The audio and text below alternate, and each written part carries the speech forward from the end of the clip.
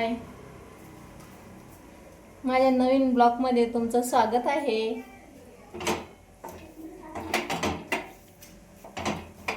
चला तर आता संध्याकाळचं स्वयंपाकाची तयारी करते मी. आता काय बनवते बघा मी. शिरा बनवती. काय चालू आहे? अहो आले का तुम्ही? नेमकाच ब्लॉग चालू केला की लगे आले तुम्ही. काय लय सुगंध भारी उडाला, म्हणलं काय करू राहिलं? अहो शिरा बनवून चाललाय. शिरा हा पाहायचा जरा गॅस जपून वापरा आता. हो बाई, त्या एक अवघड झालं, गॅसच भेटेना आता. हे युद्ध आहे का नाही, लयच अवघड काम करायला लागलं. याला महागाई त्याला महागाई, आता तर गॅसच भेटेना.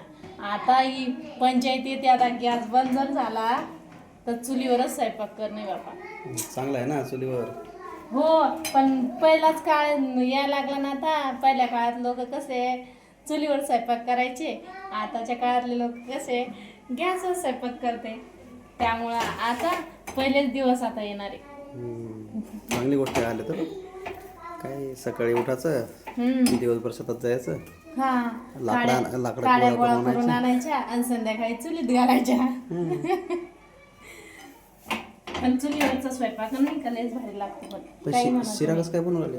अहो शिरा आहे का नाही, मी नाही का चहा करून पेला थोडासा, आज जरा पिवा वाटला म्हणून.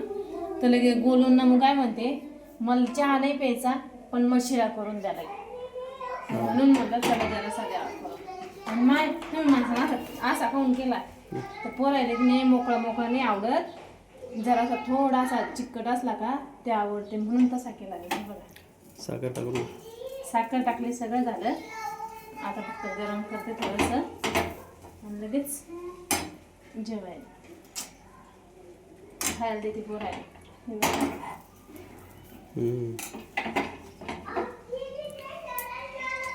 बोलो चला रे, चालू झालं पहा आता शिरा खायचा. चला चला लवकर, झाला शिरा तयार.